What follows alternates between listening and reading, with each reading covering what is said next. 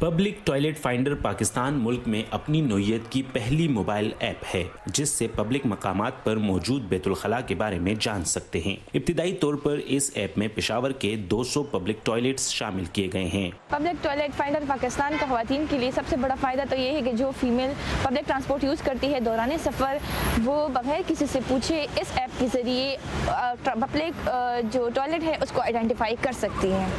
اس app کا دائرہ پورے خیبر پختونخوا میں پھیلانے کے لیے صوبے کے مزید 700 بیت الخلاء کی معلومات اس میں شامل کی جا رہی ہیں۔ ایپ استعمال کرنے والے اپنے گرد 5 کلومیٹر کے دائرے میں موجود ٹوائلٹ کا پتہ جان سکتے ہیں، لیکن ٹوائلٹس کی صفائی کا ناقص نظام ایک بڑا مسئلہ ہے۔ اس ایپ کے لیے ضروری ہے کہ پبلک ٹرانسپورٹ اور اسپاٹس اور لوکیشن پر پبلک ٹوائلٹ موجود ہوں اور ان کی موجودگی کے ساتھ ساتھ ان کی صفائی اور نکاسی کا بھی ایک بہترین نظام ہو، تبھی یہ ممکن ہے کہ اس سروس سے اور اس ایپ سے پبلک بہترین طریقے سے فائدہ اٹھا سکے۔ حکومتی عہدیدار کہتے ہیں کہ ایپ کے ذریعے صارفین ٹوائلٹس کی حالت کے بارے میں اپنی رائے دے سکتے ہیں، جس سے ان کا نظام بہتر بنانے میں مدد ملے گی۔ کوئی بھی ٹورسٹ آتا ہے، سٹیزن ہے، اسٹوڈنٹ ہے، یوتھ ہے، خواتین ہے، ڈسیبل ہے، اس طرح کی اور جو سوسائٹی کے سیگمنٹس ہیں، سب کو ود ان 5 کلومیٹر ریڈیس کے پتہ چل سکتا ہے کہ ادھر پبلک ٹوائلٹ کہاں پہ ہے۔